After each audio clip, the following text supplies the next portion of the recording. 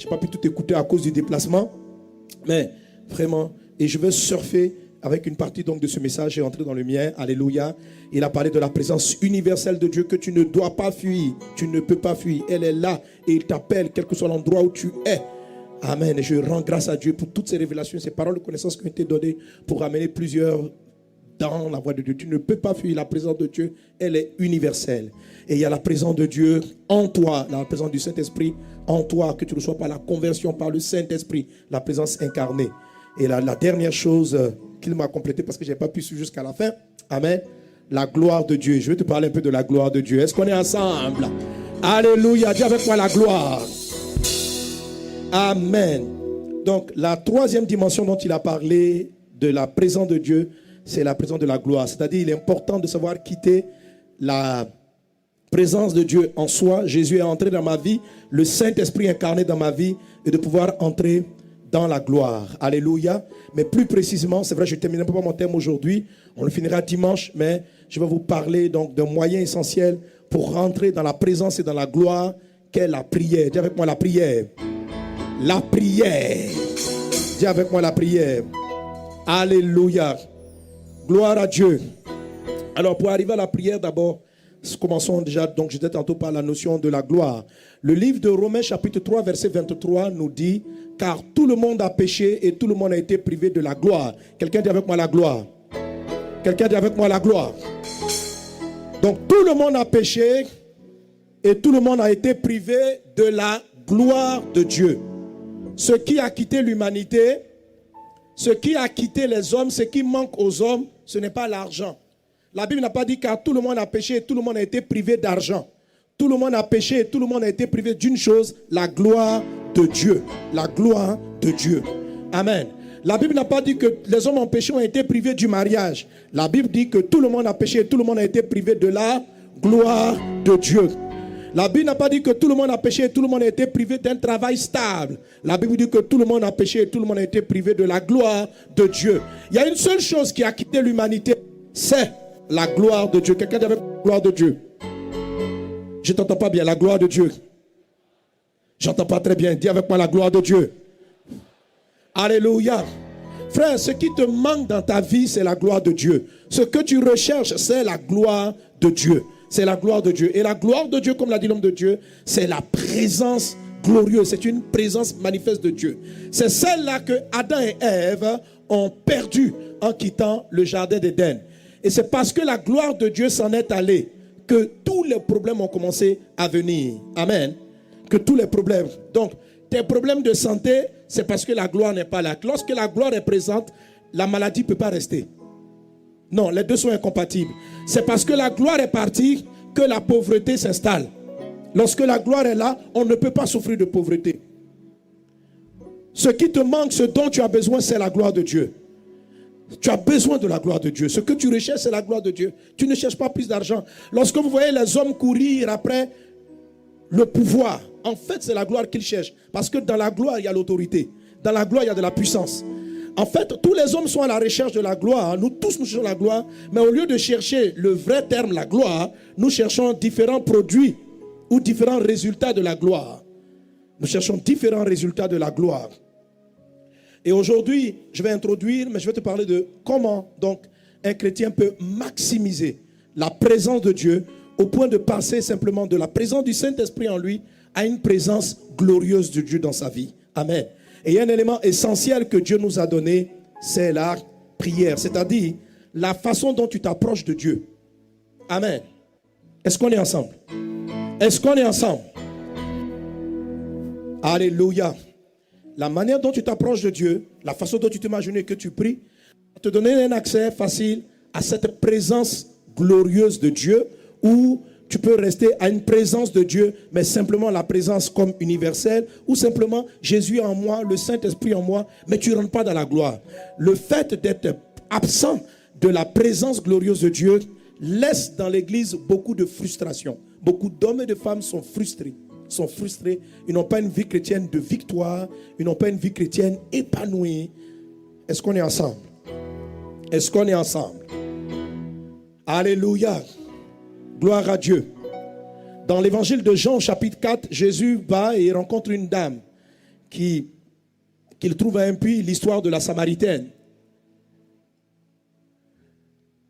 Je veux ici rattacher la notion de la gloire de Dieu avec la vie. La vie divine.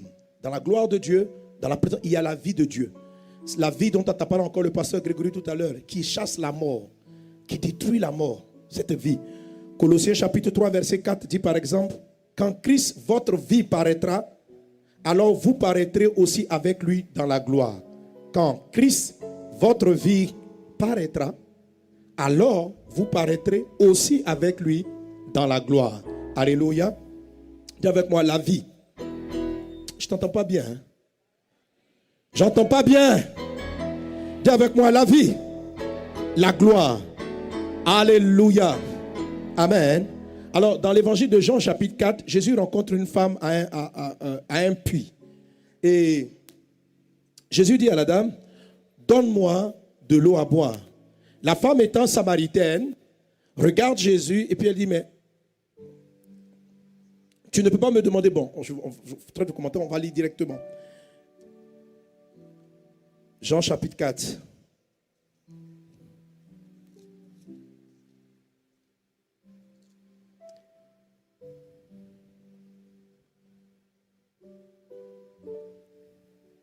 Verset 6, il a dit, là se trouvait le puits de Jacob. Jésus, fatigué du voyage, était assis au bord du puits.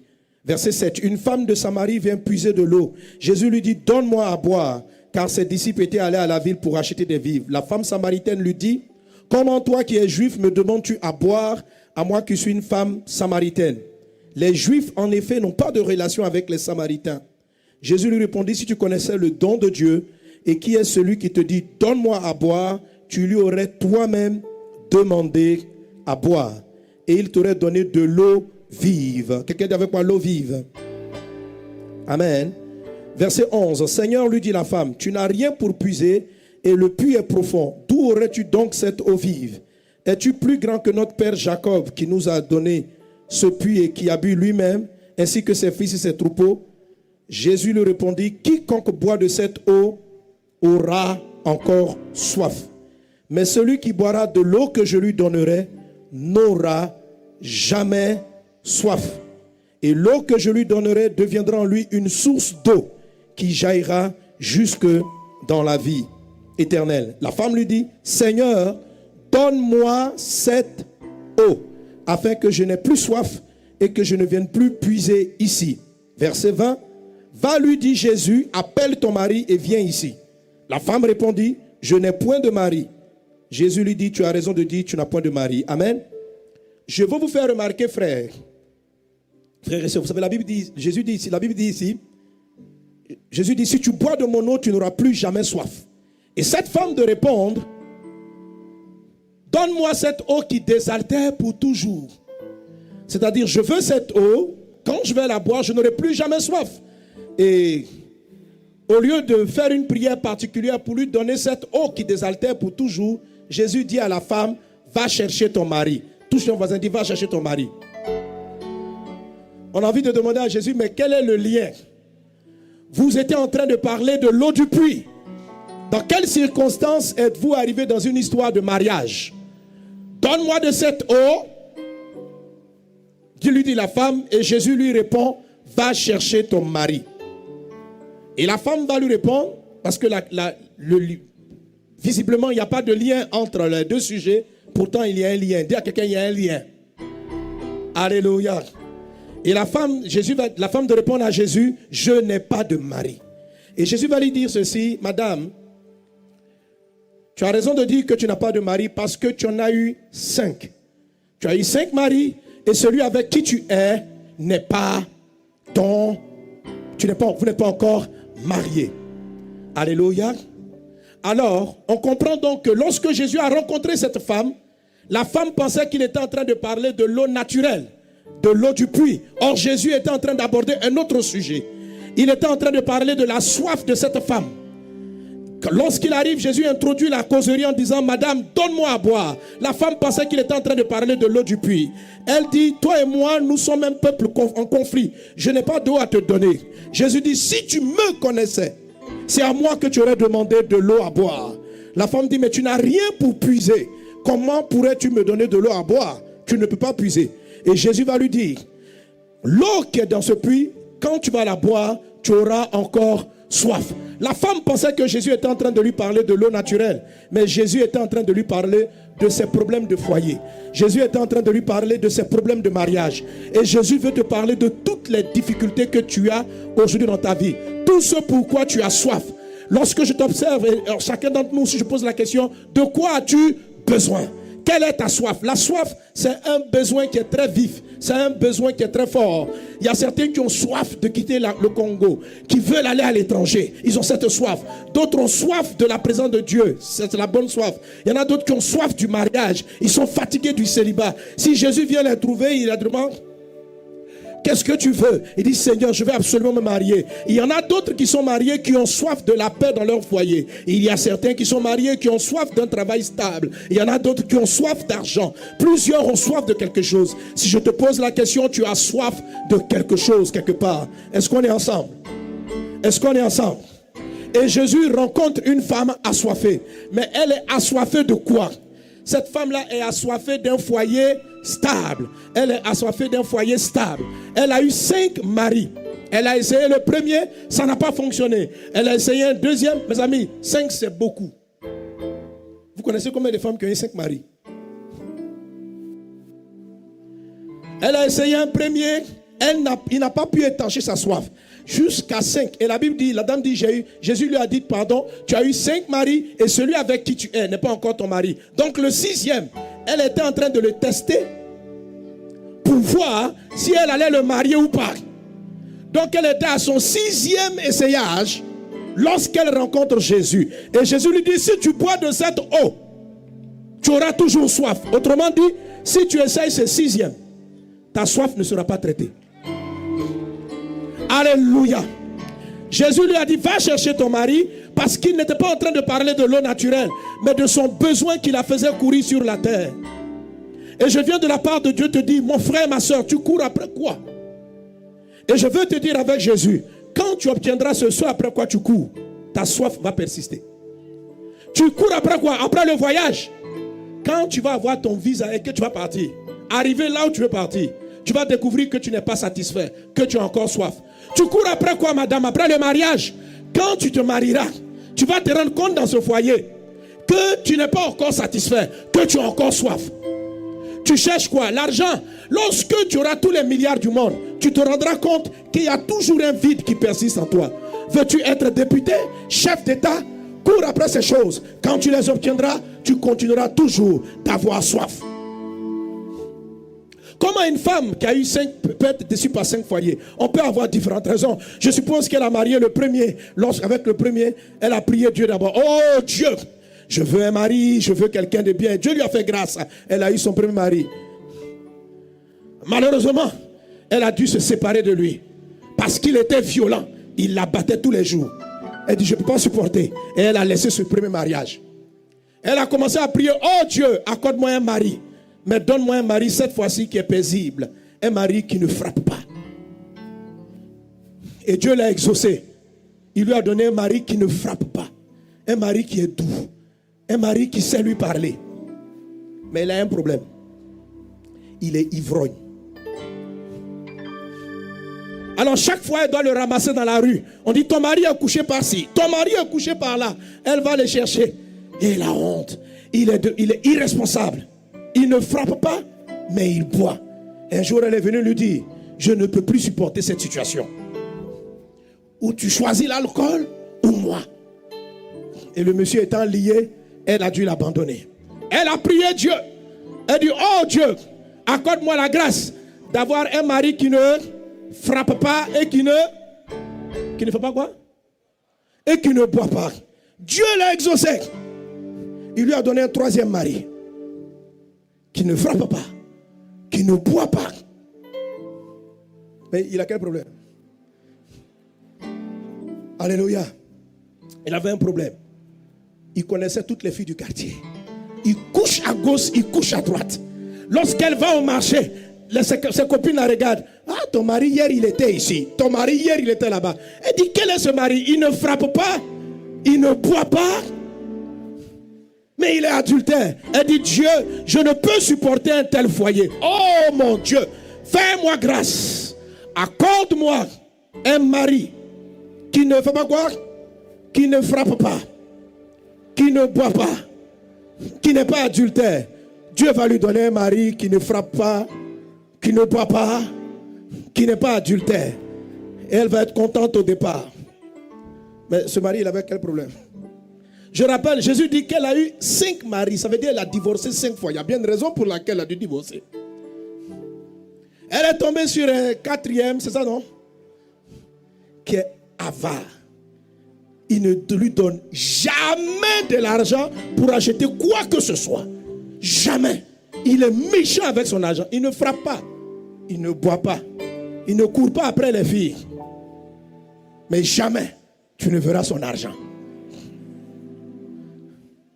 Elle a dit non, je ne peux pas supporter un tel foyer. Oh Dieu. Elle a dit à son mari, je suis désolé.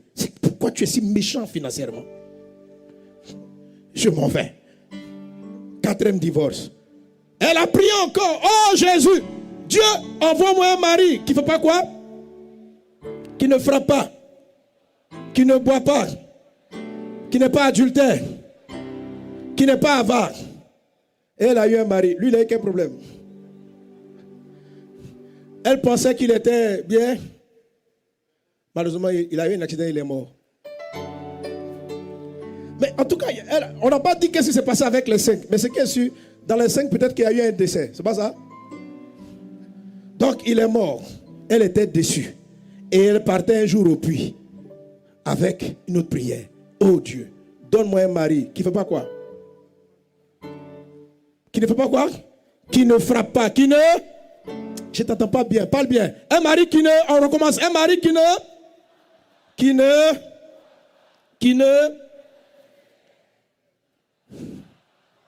Un mari qui n'est pas avare et un mari qui ne meurt pas. Alléluia. Elle a prié pour dire, Dieu, je veux un mari qui ne meurt pas vite. Dieu, donne-moi un mari qui ne boit pas, qui ne frappe pas, qui n'est pas adultère, qui n'est pas avare. Et c'est là qu'elle rencontre Jésus. Et Jésus lui dit, Madame, si tu bois de cette eau, tu auras encore soif. C'est la raison pour laquelle lorsque la femme demande à Jésus, donne-moi de l'eau, il dit, va chercher ton mari. Parce que la dame pensait qu'il parlait de l'eau naturelle, mais parlait de la soif. Chacun d'entre vous ici a une soif. Vous courez après des choses, tu cours après de nombreuses choses qui ne peuvent pas te satisfaire. Tu es convaincu que lorsque tu vas voyager, lorsque tu auras l'argent, lorsque tu auras ceci, tu auras la paix. Mais vous allez constater une chose. Chaque fois que vous courez et que vous semblez obtenir, un vide persiste en toi. Un vide, une soif demeure en toi.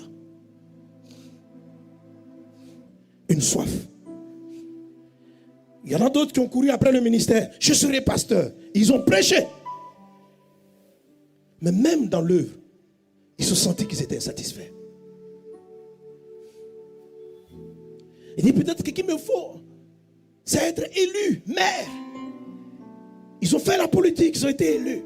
Mais s'ils sont honnêtes avec eux-mêmes. Vous savez, le problème de la soif intérieure, personne ne l'aperçoit. C'est toi-même qui sais au fond de toi que tu n'es pas comblé. Et qu'il y a quelque chose qui manque à ta vie. Est-ce que quelqu'un est avec moi? Quand je demande est-ce qu'on est ensemble, on claque le doigt comme ça, on fait comme ça. Est-ce qu'on est ensemble? C'est cette chose-là que la Bible appelle la soif. Qu'est-ce que l'homme cherche? Jésus va lui dire, si vous continuez le passage en simple, Madame, je suis celui que tu cherches. La présence de Dieu. La seule chose qui manque aux hommes, après laquelle nous courons, et nous croyons que ça sera un mari, un mariage stable, de l'argent, de la gloire. En réalité, c'est Dieu. C'est sa présence. C'est ce qui te manque. C'est ce que tu cherches. Si je te demande tout de suite, quel est ton meilleur sujet? Si ce n'est pas la présence de Dieu, je te dis déjà que quand bien même tu seras exaucé, tu vas être frustré. Il n'y a rien dans ce monde qui puisse remplacer ce qui a quitté l'humanité après le péché. C'est-à-dire la vie, la gloire de Dieu. Rien. Aucun argent, aucun nom, rien. Rien. Rien. Nous sommes tous à la recherche de la gloire de Dieu. Qu'est-ce que pasteur Grégory nous enseignait? Que la gloire de Dieu, c'est la présence de Dieu. On cherche sa présence. C'est ce dont Adam et Ève ont été privés dans le jardin d'Éden. Ils ont quitté la présence. Et c'est le fait de quitter la présence qui a créé dans l'espèce humaine une insatisfaction. Cette insatisfaction et cette quête a créé la jalousie, les guerres. Les gens sont convaincus qu'en possédant tout l'or du monde, ils seront bien. C'est la raison pour laquelle ils viennent dans des pays, ils colonisent. Qu'est-ce qu'ils cherchent? Ce qu'ils ont perdu, la présence de Dieu. La présence de Dieu. La présence de Dieu. Et lorsque nous continuons ce passage, et c'est très important, ce que Jésus va dire après par la suite à la dame. Alléluia. Quelqu'un donne un bon amen.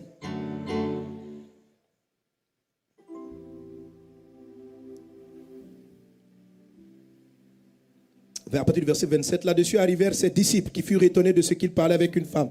Toutefois, aucun d'eux dit... Attends, on va aller plus haut, on va remonter plus haut. Verset 21 plutôt. Non, pardon, je vais même remonter. On va commencer là où j'ai laissé, c'est-à-dire verset 18. Tu as eu 5 maris et celui que tu as maintenant n'est pas ton mari. Verset 18. Et cela tu dis vrai. Seigneur, lui dit la femme, je vois que tu es prophète. Nos pères ont adoré sur cette montagne et vous dites, vous, que le lieu où il faut adorer est à Jérusalem. Femme, lui dit Jésus, crois-moi, l'heure vient où ce ne sera ni sur cette montagne, ni à Jérusalem que vous adorez le Père.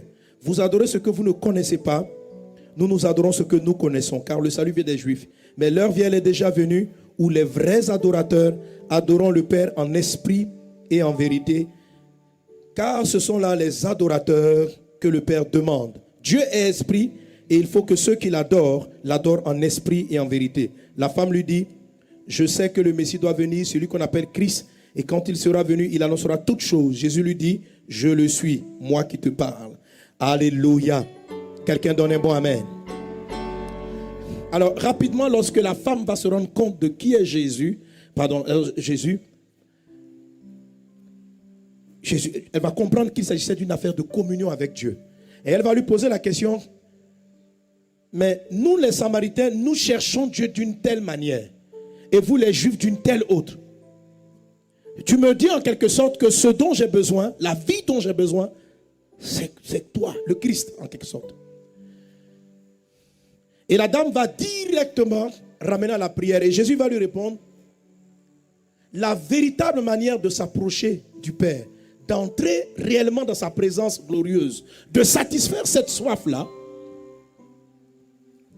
ce n'est ni la façon dont les Juifs ont prié, ce n'est ni la manière dont les Samaritains prient sur les montagnes, mais c'est une façon de s'approcher de Dieu, d'adorer Dieu, de contempler Dieu. Il dit ceci, adorer en esprit et en vérité. En esprit et en vérité. En esprit et en vérité. Nous croyons tous en Dieu. Ce dont je vais te parler, je vais commencer aujourd'hui, c'est cette approche de Dieu. Il y a différentes manières de s'approcher de Dieu. Différents cours, différentes églises, différents enseignements. De s'approcher et d'entrer dans la présence de Dieu, dans la présence glorieuse de Dieu. Cette présence dont tu as besoin. C'est elle dont tu as besoin. C'est ce que tu cherches. Quelqu'un qui vit dans cette présence glorieuse de Dieu est désaltéré. Il est bien. Il est comblé de bien. Jésus dit une chose. Jésus dit, en Jean chapitre 10, verset 10, le voleur vient pour dérober, égorger et détruire. Moi, je suis venu afin que les brebis aient la vie et qu'elles soient dans l'abondance. Et qu'elles soient dans l'abondance, la vie abondante. Alléluia. Quelqu'un donne un bon amen. Quelqu'un donne un bon amen. Si tu sais t'approcher de Dieu, si tu sais t'approcher de Dieu, si tu sais entrer dans sa présence, tu auras la vie. Tu vas le voir. Il va combler ton vide. Il va combler ta soif. Ce que Jésus a expliqué à la dame, la solution ne se trouve pas dans tous tes maris. La solution se trouve dans ta communion avec moi. Je suis la vie. Je suis la vie. Je suis la vie. Je suis ce dont tu as besoin. Mais nous tous ici, nous invoquons Jésus. Pourquoi plusieurs le prient et n'entrent pas, ne vivent pas la présence glorieuse de Dieu? C'est à cause des différentes formes d'approche. Certains prient de telle manière, d'autres s'approchent de Dieu de différentes. On a différents types d'approches. Jésus nous sort une vérité qui est importante. Ce qu'il faut, c'est ce qu'il appelle adorer donc dans la vérité et adorer en esprit. Alléluia. Amen.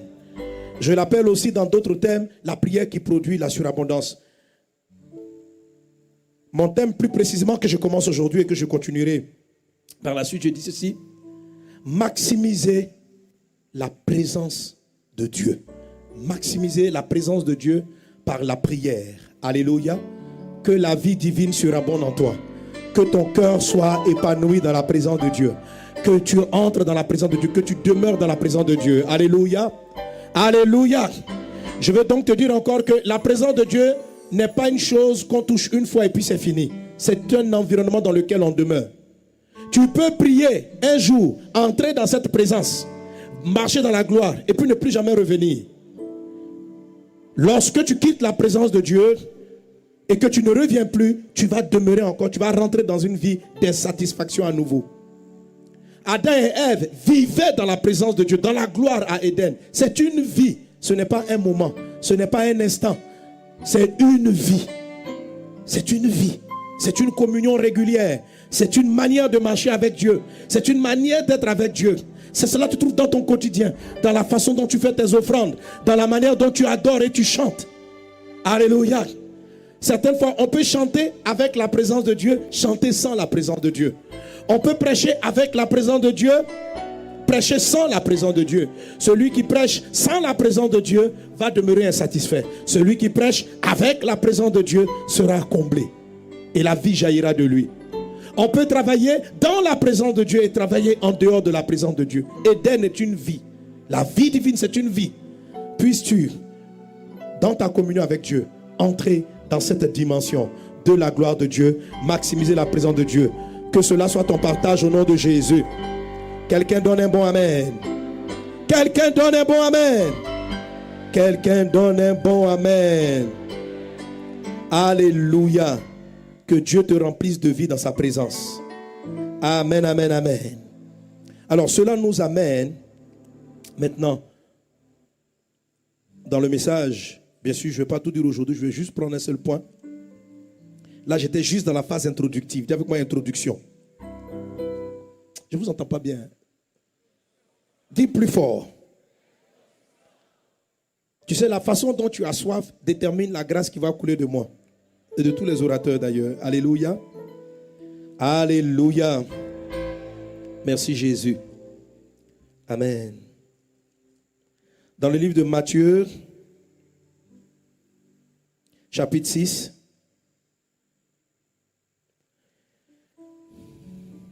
Jésus va nous parler de l'approche de Dieu. Alléluia. Je vais commencer au verset 3, il est dit. Bon, pour comprendre, même, commençons au verset 1. Gardez-vous de pratiquer votre justice devant les hommes pour en être vus. Autrement, vous n'aurez point de récompense auprès de votre Père qui est dans les cieux. Lors donc que tu pries, tu fais l'aumône, ne sonne pas de la trompette devant toi comme font les hypocrites dans les synagogues et dans les rues, afin d'être glorifiés par les hommes. Je vous le dis en vérité, ils reçoivent leur récompense. Mais quand tu fais l'aumône, que ta main gauche ne sache pas ce que fait ta droite, et que ton aumône se fasse en secret. Quelqu'un dit avec moi en secret. Et ton Père qui voit dans le secret te le rendra. Verset 5. Lorsque vous priez, notez bien d'abord ce que j'ai dit au verset 4. Il a dit, et ton Père qui voit dans le secret te le rendra. Amen. Il dit donc, quand tu fais l'aumône, veille à faire l'aumône dans le secret. En d'autres termes, on va voir, veille à faire ton don, ton offrande, dans ce que Jésus appelle dans le lieu secret. Alléluia. Veille à faire l'aumône dans cette dimension. Il dit, ton Père qui voit dans le secret va te le rendre. Donc le Père voit dans le secret ou dans ce qu'on appelle le secret. Verset 5. Lorsque vous priez, ne soyez pas comme des hypocrites qui aiment à prier debout dans les synagogues et au coin des rues pour être vus des hommes. Je vous le dis en vérité, ils reçoivent leur récompense. Verset 6. Mais quand tu pries, entre dans ta chambre, ferme ta porte et prie ton Père qui est là. Dis avec moi, ton Père qui est là. Quand tu pries, entre dans ta chambre, ferme ta porte, prie ton Père qui est là, là. Pour dire qu'il est présent, là où il habite, là où il est, là où on le rencontre, là où on trouve sa présence. Ton Père qui est là, ton Père qui se trouve là-bas. Dieu le Père se trouve dans un endroit précis que la Bible présente ici comme étant le lieu secret. Amen. Alléluia.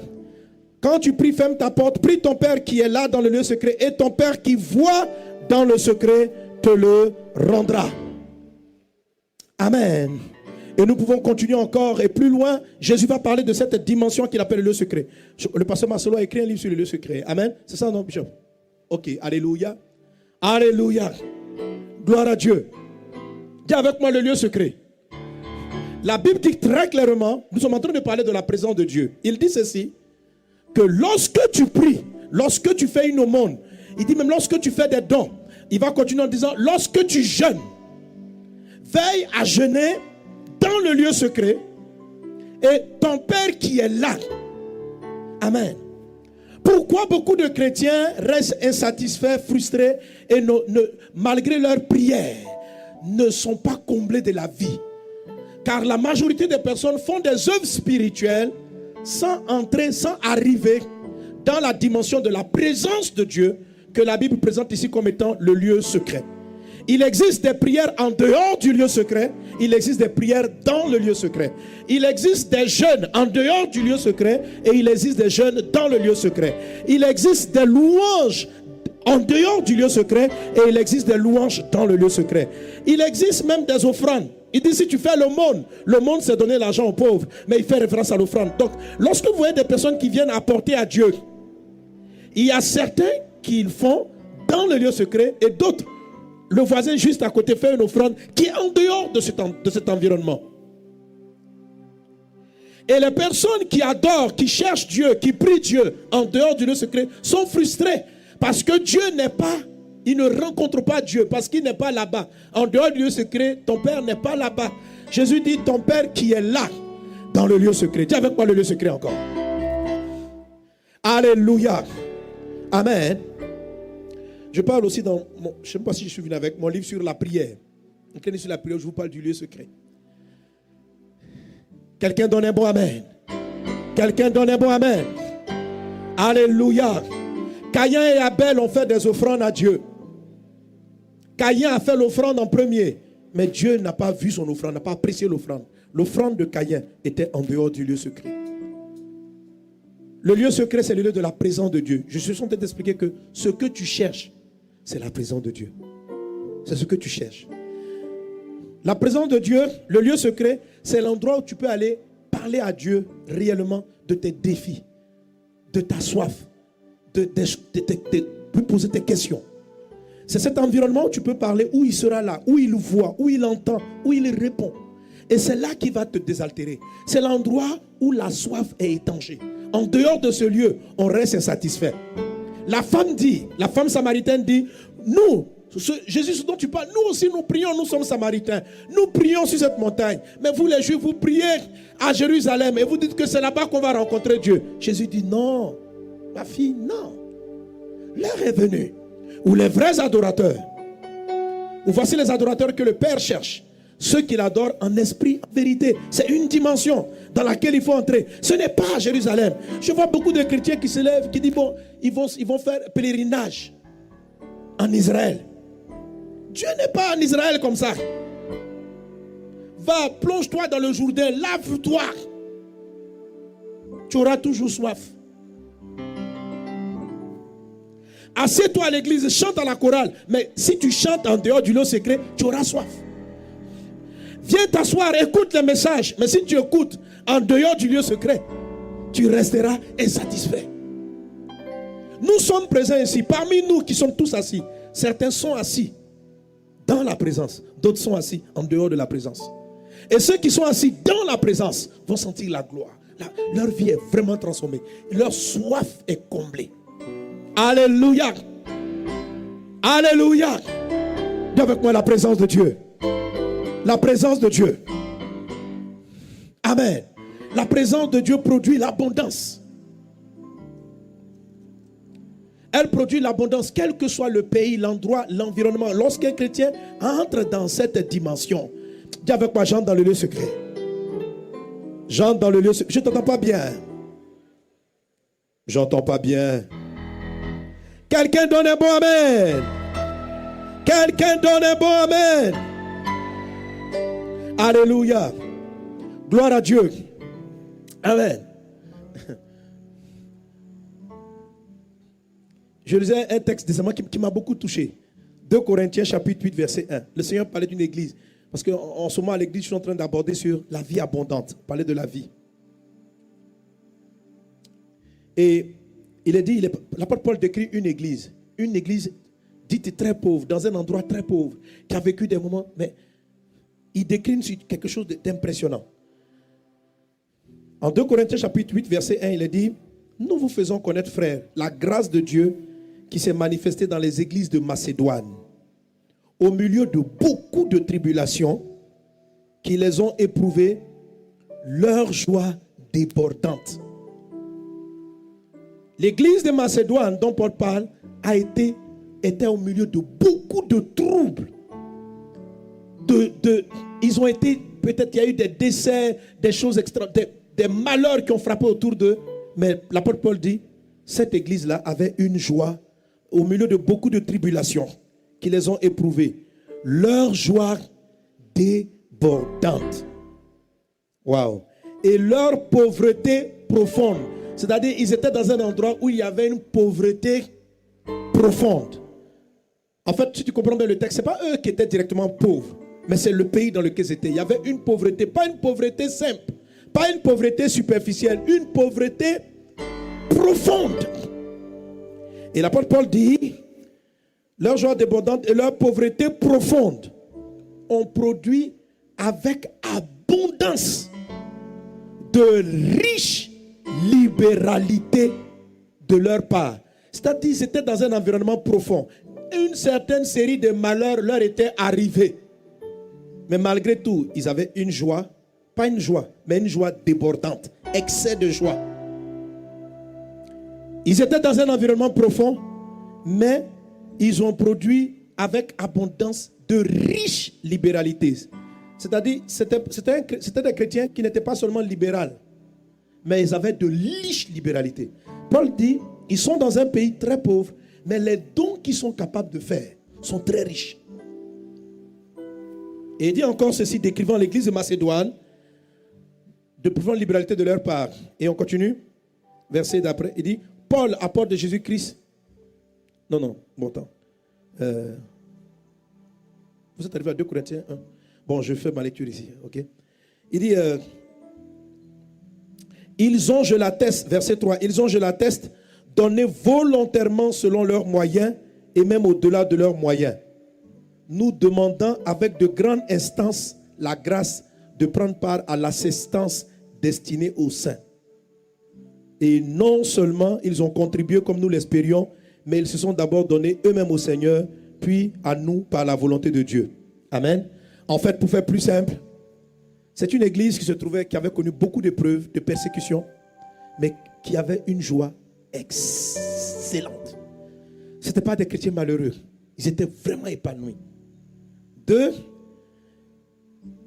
malgré la pauvreté de leur environnement, ils avaient beaucoup de ressources. Et ils étaient non seulement, ils manifestaient de la libéralité, ça veut dire ils savaient donner aux pauvres, mais ils donnaient de riches libéralités.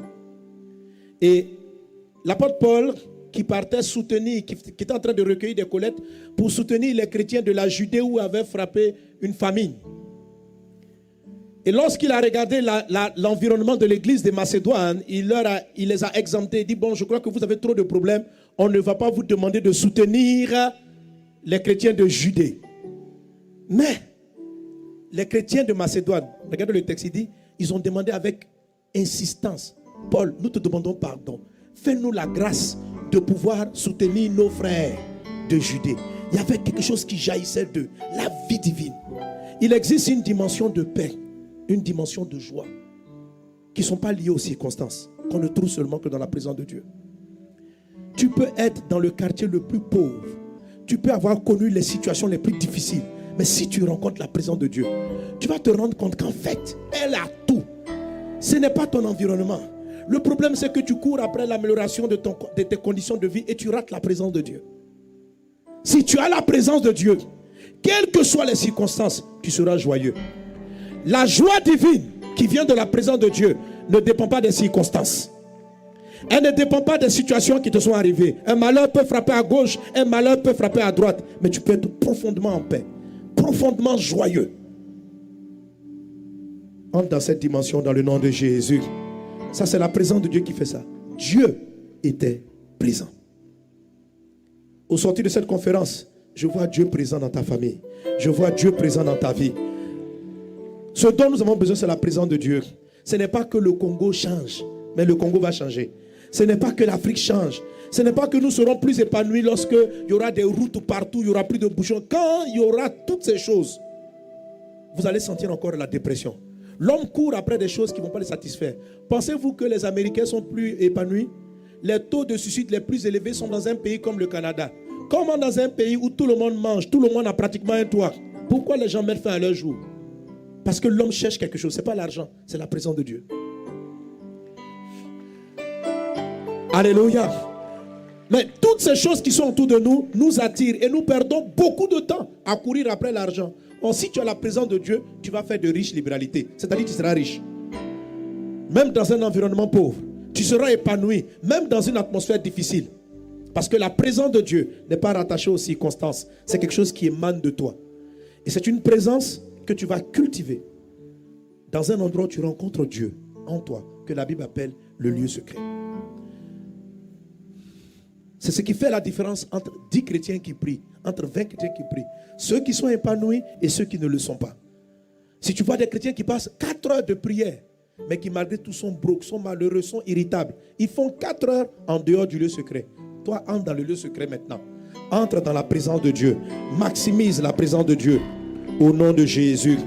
Quelqu'un donne un bon amen. Quelqu'un donne un bon amen. Alléluia. Alléluia. Alléluia. Amen. Alors pour comprendre le lieu secret, je dis aujourd'hui, je pose juste mes fondements. Amen. J'ai encore 2 interventions. Je vais développer les différents points de cette prière. Amen. Quelqu'un donne un bon amen. Alléluia.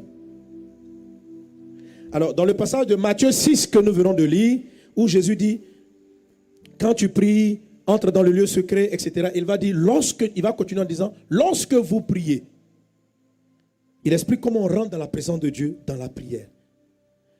Jésus va donner ce que la fameuse prière qu'on appelle la prière du Notre Père. Il dit, quand tu pries, fais ceci. Dis, mon Père qui est dans le ciel, que ton nom soit sanctifié. Est-ce qu'on peut faire cette prière? Vous la connaissez par cœur? On y va, 1, 2, 3. Notre Père. Vous ne connaissez pas. Bon, si vous connaissez, dites-la alors. Bon, là, comme sauve-nous affiche à l'écran. Vous lisez les écrans, on va aller. Voici comment vous devez prier. Notez bien d'abord. Voici comment. Dis à un voisin, dis à ton voisin. Jésus dit, voici comment. Dis-lui que Jésus enseigne un comment. Alléluia. Pourquoi nous voulons prier d'autres manières? Le même passage est revu dans le livre de Luc chapitre 11 verset 1. Les disciples ont observé Jésus et ils sont venus lui dire, Maître, apprends-nous à prier. Apprends-nous à prier. Et Jésus leur a dit, quand vous priez, dites. Et le mot quand vous priez, dites est à la forme impérative. Il dit, quand vous priez, dites. Pourquoi, en Luc chapitre 11 verset 1, les disciples posent la question à Jésus, apprends-nous à prier. Qui sont les disciples? Ils sont pour la plupart des juifs. Ce sont des personnes qui prient depuis leur enfance. Mais ils ont remarqué que les prières de Jésus étaient différentes. Que Jésus voyait le Père, qui avait quelque chose de spécial lorsqu'il priait. Mes amis, la clé de la présence de Dieu dans la vie d'un croyant, c'est sa vie de prière. c'est sa communion avec Dieu. C'est dans la présence de Dieu qu'on est délivré de nos défauts. C'est dans la présence de Dieu qu'on s'améliore. C'est dans la présence de Dieu qu'on est éduqué. C'est dans la présence de Dieu qu'on est restauré. C'est dans la présence de Dieu qu'on reçoit la force. C'est dans la présence de Dieu qui te restaure. C'est dans la présence de Dieu que tu es désaltéré. Mais comment on s'apprend de cette présence? Dans la prière, par la prière. Jésus dit, madame, ce n'est pas sur la montagne qu'il faut... La prière, ce n'est pas ça. La prière, c'est en esprit, en vérité. C'est quoi la vérité? C'est ce que nous sommes en train d'apprendre. La vérité de la prière. Notre approche de Dieu, les approches de Dieu ne sont pas souvent efficaces. Jacques dit ceci. Il dit, vous priez, vous n'obtenez pas parce que vous priez mal. C'est-à-dire, on peut mal prier. On peut ne pas être exaucé parce qu'on n'a pas la foi, mais on peut ne pas être exaucé parce que la façon dont on prie, c'est mauvais. Il y a une manière de prier. La prière s'apprend. Quand les disciples ont dit à Jésus, Jésus, apprends-nous à prier. Il ne leur a pas dit, la prière est simple. Quand vous priez, parlez à Dieu simplement. Dis-lui ce qui est dans ton cœur. Très souvent, c'est l'enseignement, en tout cas que moi, on m'a appris. Quand j'arrive à l'église, je dis, mais papa, pasteur, comment on prie? Il dit, mais quand tu pries, Dieu entend tout ce que tu dis. Dis-lui, dis-lui. Jésus n'a pas répondu comme ça. Jésus dit, quand vous priez, dites. Il dit, voici comment on doit prier. Un enseignement sur la prière que Jésus donne, on doit s'asseoir et puis le comprendre. On doit l'étudier. On doit l'apprendre. On ne peut pas laisser Jésus parler. Quand vous priez, dites. Et puis nous, on dit, ok, on va dire autre chose. Luc 11, 1, est-ce qu'il a dit quand vous priez, voici un modèle? Il a dit c'est un modèle. Il dit quand vous priez, dites. Ce n'est pas un modèle, dites. Il dit ceci, voici comment vous devez prier. Et nous disons non, c'est pas suffisant. Tu sais, Jésus, il y a beaucoup de manières de prier. Ça, c'est ta méthode que tu enseignes aux disciples. On peut prier la prière de comme ceci, on peut prier les prières de comme cela. Frère, nous ne sommes pas comme les Juifs. Il ne s'agit pas des prières de l'Ancien Testament. Dans l'Ancien Testament, on n'entre pas dans la gloire, on n'entre pas dans la présence. Jésus est l'accès à la présence. Et Jésus nous a enseigné une approche. Et il faut la comprendre, il faut la connaître. Alors Jésus dit, voici comment vous devez prier. Quand vous priez, dites, notre Père qui est dans le ciel. Amen. Mais que ton nom soit sanctifié, que ton règne vienne, que ta volonté soit faite. Pardonne-nous nos offenses comme nous pardonnons, etc. Alléluia. Gloire à Dieu. Quelqu'un donne un bon amen. Je ne t'entends pas bien. Je ne t'entends pas bien. Amen, amen, amen. Oh, je vous en supplie par les compassions de Christ. Je suis juste là, j'introduis juste, je pose juste les fondements. Mais je prie que tu comprennes, que tu comprennes.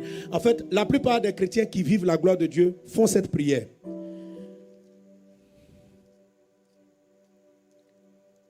Je veux préciser une chose. Hein. Bon, on va le lire. On va lire tout le contexte que j'avais lu tout à l'heure. Matthieu chapitre 6.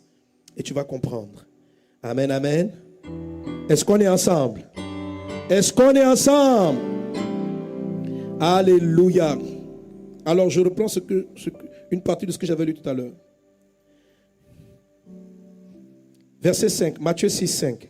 Lorsque vous priez, ne soyez pas comme les hypocrites qui aiment prier debout dans les synagogues et au coin des rues pour être vus des hommes. Je vous le dis, en vérité, ils reçoivent leur récompense. Verset 6. Mais quand tu pries, entre dans ta chambre, ferme ta porte et prie ton Père qui est là dans le lieu secret. Amen. Ce que je vais vous expliquer les jours suivants. La prière qui rencontre la gloire de Dieu, prie Dieu le Père. Ne prie pas, écoutez, ça peut vous choquer. Si tu veux rencontrer constamment la gloire de Dieu, ne prie pas Dieu l'Éternel.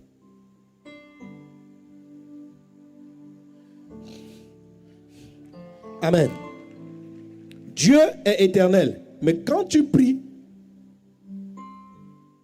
Luc 11, 1, Jésus dit littéralement, quand vous priez, dites Père. C'est impératif, c'est faut dire Père. Parle à ton papa. Dieu est notre Père. Il est le créateur de toute la terre. Un chrétien qui prie Dieu dans sa fonction éternelle va manquer beaucoup de choses. La plupart des chrétiens, quand vous les entendez prier, et c'est... On ne fait pas ce que Jésus a dit. Ô Éternel, qui est semblable à toi, El Sabaoth, El Nissi. Tout ça c'est bien, mais ce n'est pas ce que Jésus a dit. Ça c'est les prières des Juifs. Ce n'est pas les prières des fils. Et c'est une prière qui marche, mais elle ne rencontre pas la gloire. Elle rencontre la loi, elle rencontre la règle, elle ne rencontre pas la grâce. Jésus dit, quand vous priez, dites Père. Et il insiste. Je vous mets au défi. Prenez votre Nouveau Testament. Regardez un seul jour, Jésus dans sa prière a dit, ô Éternel. Ça n'existe pas. Jésus parlait toujours à son Père. Toujours.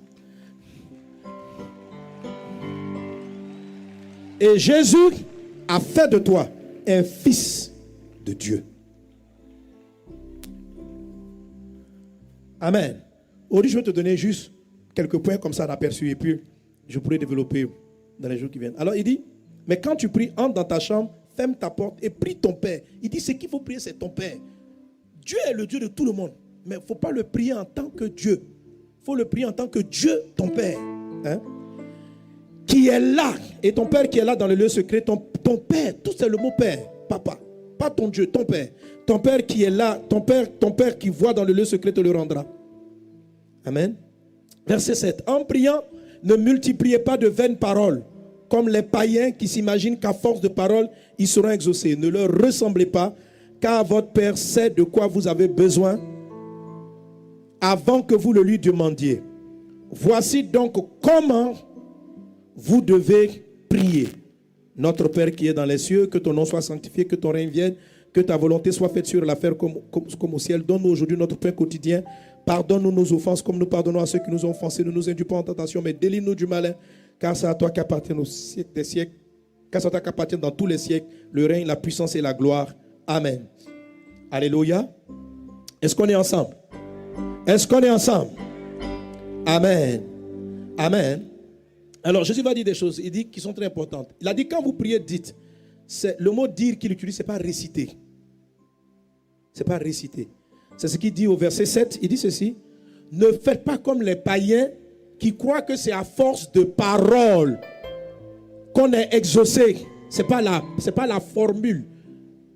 Dieu n'exauce pas les formules. Récitation, prière pour avoir un mari. Lève-toi à 4 h du matin, dis Marie, Marie, Marie, au nom de Dieu, Marie vient. Non, non, non, non, non, non. Ça sont les païens, ça. Oh Dieu. On dit, répète 3 fois quand tu pries. Crie 4 fois le nom de Jésus à 3 h 30 du matin. Jésus, Jésus, Jésus. Non, non, non, non, non, non, non, non. Jésus dit, ce sont les païens. Laissez-les prier comme ça. Laissez-les prier comme ça. Et tous ceux qui prient de la sorte, dans leur esprit, quand ils s'approchent de Dieu, Dieu n'est pas leur Père. Même s'ils disent le mot Père, ce que Jésus est en train de dire, ne multipliez pas de vaines paroles. C'est quoi les vaines paroles? C'est de dire des mots sans les penser. C'est-à-dire, tu ne sais pas de quoi tu parles. Amen. Je suis en train de te parler de la prière qui conduit dans la gloire, qui conduit à l'approche de Dieu. Je vais te parler donc de la prière qui va t'amener régulièrement dans la présence de Dieu. C'est-à-dire dans tes moments que tu rentres dans la présence de Dieu, qui est la vie divine en toi, maximiser la vie, dont a parlé le pasteur Grégory, qui cultive où tu pries et puis sa présence remplit ta chambre, tu sens que tu es rempli, tu as la vie en toi et la vie coule et tu sais revenir dans cette présence-là. L'endroit où tu peux aller vraiment parler avec ton Père de tes douleurs, de tes souffrances, des problèmes, de défis, de l'église, et où il va te parler, où il va te donner des conseils, où il va te dire qu'est-ce que tu dois faire. Où tu vas te dire, moi je veux voyager, puis il te dit non, il t'explique que ce n'est pas encore le moment, et puis il te montre ce qu'il va faire. Voici les différentes étapes de ta vie. L'endroit où on le rencontre. L'endroit où on le rencontre. C'est un environnement qu'on appelle aussi Éden, où Adam et Ève étaient. Et ils avaient l'occasion de rencontrer, d'être dans la présence. Être dans la présence, papa est là, mais on cause, on discute, on dîne, on retrouve la vigueur, la vie. C'est ce que Jésus trouvait dans ces moments de prière. Et les disciples l'ont constaté, que la force de Jésus, vous savez, jamais les disciples n'ont posé la question à Jésus, apprends-nous à faire des miracles. Ils n'ont pas demandé à Jésus, apprends-nous à être comme toi. La seule chose où ils ont dit, apprends-nous, c'est apprends-nous à prier. Parce qu'ils avaient compris une chose, c'est que le secret de la vie de Jésus. C'était son approche de Père. C'était ça sa clé. Jésus pouvait dire, je ne fais rien de moi-même. Tout ce que je fais, c'est parce que j'ai vu mon Père le faire. Où est-ce que tu vas voir le Père faire? Dans sa présence, dans le lieu secret. Quand Jésus m'a dit, il dit, tout ce que je dis, tout ce que je fais, c'est parce que j'ai vu, c'est parce que j'ai entendu mon Père le faire. J'ai entendu mon Père le faire. Tout, c'est mon Père. Donc tout ce qu'était Jésus, tout ce qu'on admirait sur Jésus, venait de ces moments de communion avec son Père. C'est là qu'il lui posait des questions. C'est là qu'il faisait leur programme de la journée. C'est là qu'il savait qu'il se réveillait et dit, aujourd'hui allons à Jérusalem. C'est cultiver cette présence. Et c'était ça sa clé. Et les disciples disent, mais Seigneur, on a compris que tout est dans la présence. Maintenant, apprends-nous à prier. Pourquoi ils lui demandent? Parce qu'eux aussi, ils priaient. Mais ils priaient de la façon dont leurs parents les avaient éduqués. Et ils ont vu que Jésus priait différemment. Ils ont dit, nous, on veut ta méthode de prière. Il dit, ok, je vais vous l'expliquer. Quand vous priez, dites Père. Lorsqu'il dit dites Père, ça veut dire ne priez pas comme les Juifs qui prient Yahvé éternel. Mais parlez à Dieu le Père. Et ça, je vais beaucoup insister là-dessus parce que c'est une clé essentielle. Tout nous vient de là. Tout nous vient de là. De ce qu'il est notre Abba. Il est notre source. Amen. Le mot Père, c'est le mot Abba. C'est la source. Si tu t'approches de Dieu, mais que tu ne vas pas à son adresse de papa, il y a des choses que tu n'auras pas. Il dit donc, priez le Père. Mais il dit ceci, priez-le dans le lieu secret. Donc, la prière est un cheminement. Le lieu secret, il le décrit ici comme étant une chambre. Tu es avec moi la chambre? Il dit ceci, quand tu pries, entre dans ta chambre, ferme la porte. Mon ami, il ne s'agit pas de ta chambre qui est dans la maison. Jésus lui-même priait dans les déserts. Quelle porte il allait fermer dans le désert? Jésus même priait sur la montagne. Où est la chambre et la porte? Donc il n'est pas question de ta chambre de la maison. Il y a une autre chambre. La chambre se trouve en toi. En toi, il y a 3 étapes. Quand tu pries, entre dans ta chambre, ça veut dire quoi? Quand tu vas prier, ne sois pas dehors.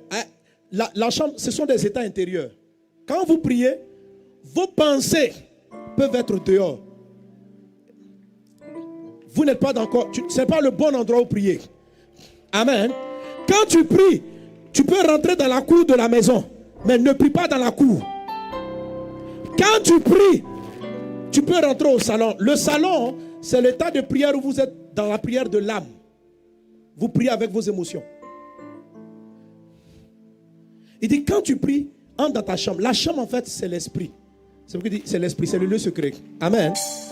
Il dit, tu entres là-bas et tu fermes la porte. Pourquoi on ferme la porte? On ferme la porte pour ne pas que les bruits de dehors viennent entrer. On ferme la porte pour ne pas être distrait. On ferme la porte. Donc, quand je vais rentrer dans la présence de Dieu, il dit, quand vous priez, dans votre esprit, faites un cheminement. Avancez, mais tout ça, tu le fais dans ton cœur. Amen. Amen. Jusqu'à ce que tu rentres dans la chambre qu'on appelle le lieu secret. Et il dit, ton Père qui est là où? Dans la chambre, mais c'est dans l'esprit. Jésus a dit, il faut que vous priez en esprit. Ton Père qui est là. Amen. Alors, si je prends le corps humain, amen. Je crois que je donnais là comme des images. Si je prends le corps humain, c'est quoi? Vous savez, quand tu pries, tu peux être distrait. Là, tu es dehors. Oh Dieu. Et puis en même temps, mes pensées sont dans la ville. En fait, tu es déconcentré. Tu es déconcentré. Alléluia. Voilà, quand vous priez, qu'est-ce que prier en esprit? Voilà une personne qui prie. Vous voyez le bloc noir, rouge et bleu. Le corps, l'âme et l'esprit. Quand vous priez, vous devez parcourir. Amen. Alors, rapidement, si tu veux vraiment rentrer dans la présence de Dieu quand tu pries, ça veut dire qu'il faut te concentrer d'une certaine manière. Il faut rentrer profondément dans ton esprit. Il ne faut pas faire des prières du dehors. Les prières de dehors, c'est quoi? C'est des prières tu ne sais même pas de quoi tu parles. Ce sont les récitations qu'on fait. Voilà, prends ton chapelet, dis 3 fois, oh Dieu, oh Dieu, oh Dieu, oh Dieu. En fait, tu ne parles pas à Dieu, tu es distrait. Ce sont les prières de distraction. Ce sont les prières du dehors. Ce sont les prières. Alléluia. Quand tu pries, amen, avance. Tu quittes dehors. Demain peut-être je dirai un mot là-dessus. Tu quittes dehors et puis tu rentres dans la cour. La cour c'est déjà un bon endroit. Au moins tu es dans la maison de papa. Mais papa n'est pas dans la cour. À cette image-là, vous avez ici, dans l'enseignement que je donne, vous avez ici, entrer dans le lieu secret, c'est un peu les dimensions du tabernacle. Amen. Voilà. Mais c'est juste un état dans lequel on est. C'est juste une évolution. Donc tu rentres dans la cour. La cour de la présence, c'est maintenant ton corps. Amen. Ceux qui font des prières de la cour, c'est ceux qui font des prières charnelles. Ce ne sont pas des prières qui viennent de l'esprit, ce sont des prières charnelles. Par exemple, des prières conduites par la convoitise et la chair. Ah, le frère, il est beau, hein? Je veux le marier. Oh Jésus, donne-moi le mari là. Ça, c'est une prière dans la chair. Quelqu'un même qui veut marier même un païen et qui prie, lui, il est dehors. C'est-à-dire, il prie comme un païen. Dis à ton voisin, ne prie pas comme ça. Ok? Et quand vous évoluez, quand vous rentrez dans le salon, vous avez ce qu'on appelle les prières de l'âme. Ce sont les prières induites par l'émotion. À cause du temps, je ne vais pas développer. La prière en esprit, quand vous tous, vous êtes déjà rentrés dans le lieu secret. Il n'y a personne parmi nous qui n'a jamais connu le lieu. Tout le monde a déjà connu le secret. Quand vous priez dans le lieu secret, quand vous y arrivez, vous le sentez. Ouais. Toute prière que tu vas faire là-bas sera exaucée. Papa parle dans le lieu secret. Papa voit dans le lieu secret. Amen. Et puis après, une fois que tu arrives là, je dis que la prochaine fois, je dirai quelques mots là-dessus rapidement. Il y a la notion de fermer la porte. Avec moi, ferme la porte. Quand tu rentres dans un endroit que tu fermes, il dit quand tu rentres dans ta chambre, ferme la porte. Il y a des choses qui vous font sortir du lieu secret. Alléluia. Alléluia. Il y a des choses, par exemple, Pasteur Massolo, il en parle beaucoup dans ses messages. Amen. Quelqu'un qui prie et puis son téléphone est allumé. Sa porte n'est pas fermée. Ça veut dire que tu es concentré. Pendant que tu te concentres, la présence du Père est là. Ton téléphone sonne. Tu viens de rencontrer le Père. Tu es dans la présence. Et tu dis à Dieu, pause. Avec mon téléphone, pause. Et tu vas prendre le téléphone. Oui, allô? Je dis, faites ceci, faites cela. Et puis tu raccroches. Et tu reviens. Papa va te dire, petit, est-ce que toi tu peux faire ça si tu rentres dans la présence du chef de l'État? Sortir, décrocher ton téléphone? Non. Il dit, quand tu pries, entre, ferme la porte. La prière, demain j'ai l'occasion d'expliquer. Parce que le vrai combat de la prière, parce que quelquefois, ce n'est pas du tout évident d'entrer dans le lieu secret. Quand vous réveillez le matin pour prier comme ça, à 4 h du matin, c'est très bon souvent les prières où tout est calme. Parce que quand il y a beaucoup de bruit, c'est très difficile de se concentrer. C'est pourquoi on favorise souvent les prières vers tôt le matin, vers 4 h du matin, etc. Mais Dieu exauce à tout moment. Quand vous allez cultiver l'art de la prière du lieu secret, même en marchant dans la rue, en parlant avec des gens, tu peux te connecter rapidement dans le lieu secret pour poser une question à Dieu et puis résoudre le problème. Entre dans le lieu secret. Alléluia. Amen. Alléluia. Entre dans le lieu secret. Entre constamment dans la présence de Dieu. Et tu vas voir, c'est tellement merveilleux. C'est tellement satisfaisant d'être dans cette présence. En dehors de ça, c'est frustré. Si tu fais 50 prières, il y a 2 qui sont exaucées, c'est pas bon. Jésus a dit, tout ce que vous demanderez, papa va répondre. Mais c'est que toi, tu pries beaucoup, mais tu es loin de la maison de papa, tu es dehors ou tu es dans la cour. Il est dans la chambre. Il est dans la chambre. Ça va apprendre à rentrer dans le lieu secret. Alléluia. Et pourquoi je vais insister là-dessus? Parce que il y a quand vous avez besoin, par exemple, de beaucoup de présence, de beaucoup parler avec Dieu, d'avoir des choses très profondes, Satan va tenter de couper constamment votre flux de connexion. Demain, je vais parler du flux. Quand vous priez, la présence de Dieu, c'est comme un escalier entre le ciel et la... C'est comme si le ciel s'ouvre et il y a une échelle. Il y a une échelle. Et les anges montent et descendent. Le lieu secret est la piste d'atterrissage. Est le lieu de connexion entre le ciel et vous. Jésus a dit, vous verrez désormais les anges monter et descendre sur le Fils de l'homme. Il y a une zone où il y a une circulation spirituelle très dense. C'est dans le lieu secret. Et l'ennemi, quand de gros exaucements doivent arriver dans ta vie, va tout faire pour que tu ne rentres pas dans le lieu secret. Certaines fois, c'est facile d'entrer dans le lieu secret. D'autres fois, ce n'est pas du tout évident. La chair te combat. Tu veux te réveiller pour prier. Ta chair dit tu dors. L'esprit te dit aujourd'hui tu dois jeûner. La chair dit tu manges. Alors, dans la série complète, j'explique cela. C'est-à-dire, il y a des moments, pour pouvoir prier dans le lieu secret, vous êtes obligé de vous lever. Si tu pries à genoux sur ton lit, le temps de comprendre, tu seras dehors. C'est-à-dire, tu es là. Oh Jésus, je me connecte à toi. Le sommeil te prend. La chair te dit non, sors de la chambre. Et elle va te mettre dans la chair. Il y a des moments, quand vous devez prier, vous devez savoir vous lever. Quelquefois même prier, même sous la douche, pour maintenir le corps éveillé, pour ne pas qu'il vous distrait. Et si le temps le permet, je vais l'expliquer. En fait, certains grands miracles, certaines puissances nécessitent une connexion un peu plus longtemps dans le lieu secret. Dans la présence de Dieu, vous allez trouver l'exaucement, mais vous allez trouver la ressource, l'énergie, la force, la vie. Entre dans le lieu secret au nom de Jésus. Amen. Ma prochaine intervention, je dirai quelques mots sur le lieu secret de la prière. Alléluia. Mais une dernière chose donc que tu dois retenir aujourd'hui, et puis on va terminer. Et je l'expliquerai aussi la prochaine fois. Dis avec moi, le Père. Le Père. Dis avec moi, mon Père. Jésus dit, quand tu pries, dis Père. Ce soir, rentre chez toi à la maison avec ça. Si tu as donné ta vie à Jésus, Dieu est ton Père. Il est ta source. Il est ta source. Alléluia. Alléluia. Si le fils du chef de l'État, le garde qui est à la porte du chef de l'État, s'il veut voir le chef de l'État, et puis il vient dire, je veux voir monsieur le président. Comment est-ce qu'on va le recevoir? Vous savez, quand tu dis tu veux voir le président, on te met dans un protocole. Fais ta demande, on va l'analyser et on te donne un rendez-vous dans 4 mois. Le fils du président, il rentre comment dans sa maison? Moi, dans mon bureau, mon fils, si tu veux voir le pasteur Sanogo, je veux voir le pasteur Sanogo, la secrétaire te prend, elle te donne, attends un peu, on va voir s'il est disponible. Mais quand mon fils arrive, il vient, il dit, papa est là. Quand la secrétaire dit, oui, il est là, l'enfant ça va directement vers ma porte, et puis il tape, même pas il tape, et puis il met la porte, papa, ça va? S'il voit quelqu'un dans le bureau, il recule. S'il n'y a personne, il rentre en même temps.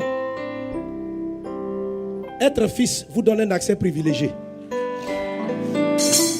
Alléluia. Ceux qui prient l'Éternel, Dieu est éternel. Prier l'Éternel, ce n'est pas faux. Mais quand vous priez l'Éternel, il est l'Éternel de toute la terre. L'Éternel n'est pas le papa de tout le monde. Il est le créateur de tout le monde. Mais Jésus a fait de l'Éternel notre Père. Jésus dit, quand tu pries, mais tu viens voir ton papa et tu arrives, excusez-moi, puis-je voir le directeur général de la création de la terre? On te met dans un protocole. Monsieur, vous avez pris rendez-vous. Quand vous priez l'Éternel, vous avez des prières qui sont exaucées. 10 ans plus tard, l'Éternel reçoit trop de requêtes.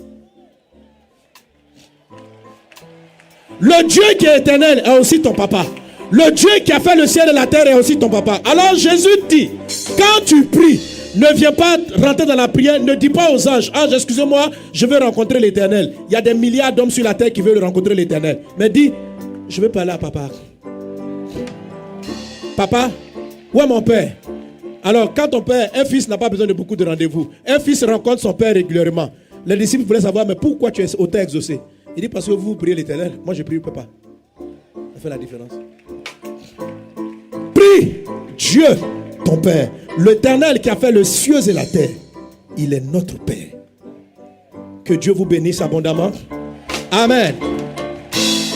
Et dimanche, tu verras, le simple fait qu'il soit ton Père, ça change beaucoup de choses dans ta vie. On va prier le Seigneur notre Dieu.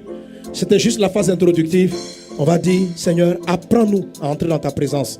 Apprends-nous la prière. Révèle-toi à nous la prière qui nous fait entrer dans ta présence. Révèle-nous la prière qui nous fait entrer dans ta présence. Élevons nos voix. Parlons à Jésus. Révèle-nous la prière qui nous fait entrer dans ta présence. Au nom de Jésus. Au nom de Jésus. Au nom de Jésus. J'étais juste dans la phase introductive. Nous allons entrer maintenant, la prochaine fois, je crois le dimanche, dans la présence de Dieu au travers de la prière. Comment toucher le Père? Qu'est-ce que Jésus-Christ nous a enseigné? Seigneur, révèle-toi à nous. Père, j'ai introduit ce message, mais révèle-toi à nous. Apprends-nous à toucher la source de la vie. Abba, la source de toute chose, la source de la vie, le Père éternel, le Dieu vivant, notre Père qui est dans les cieux. Que ton nom soit béni, que ton nom soit élevé, que ton règne vienne, que ta volonté soit faite sur la terre comme dans le ciel. Merci Père pour tes bienfaits. Au nom de Jésus, Amen. Acclame Jésus jusqu'à l'arrivée du pasteur.